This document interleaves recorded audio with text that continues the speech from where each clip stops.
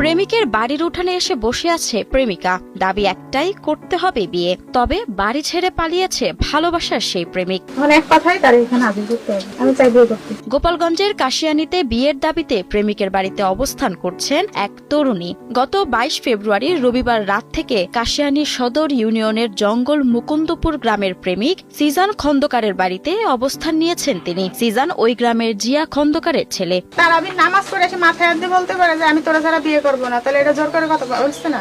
বিয়ের দাবিতে প্রেমিকের বাড়িতে অবস্থান নেয়া খাদিজার দাবি, 8 মাস ধরে তাদের মধ্যে প্রেমের সম্পর্ক রয়েছে। প্রেমের ফাঁদে ফেলে সিজান খন্দকার বিয়ের প্রতিশ্রুতি দিয়ে একাধিকবার তার সঙ্গে অনৈতিক সম্পর্কে জড়ায়, কিন্তু এখন তিনি দায়িত্ব নিতে অস্বীকার করছেন। আর যদি সে যদি আমার ভালোই যদি না বাসতো, তখন ধরা খাওয়ার পরে কিসের জন্য আমার সাথে আবার দেখা করতে বা গেল, আর কিসের জন্য তার ফোন বাড়াইতে।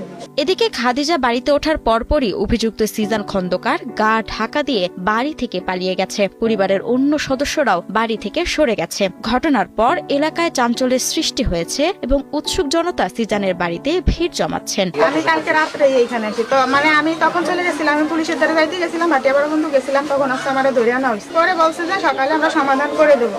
তারপর সমাধানের কথা বললে আমার এইখান থেকে খেদাই পর্যন্ত দিচ্ছে, ছেলেরা আনবে না, তার মা ও পর্যন্ত চলে গেছে। কোন জায়গায় গেছে এটা আমরা জানি না।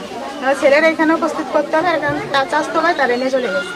কাশিয়ানী থানার ভারপ্রাপ্ত কর্মকর্তা মোহাম্মদ মাহফুজুর রহমান বলেন, ঘটনা জানতে পেরে ওই বাড়িতে পুলিশ পাঠানো হয়েছে। স্থানীয় ইউনিয়ন পরিষদের সদস্য ও গ্রাম্য মাতব্বররা বিষয়টি মীমাংসার চেষ্টা করছেন বলেও জানা গেছে। তবে পলাতক থাকায় এ বিষয়ে সিজান বা তার পরিবারের কারোর মন্তব্য পাওয়া যায়নি।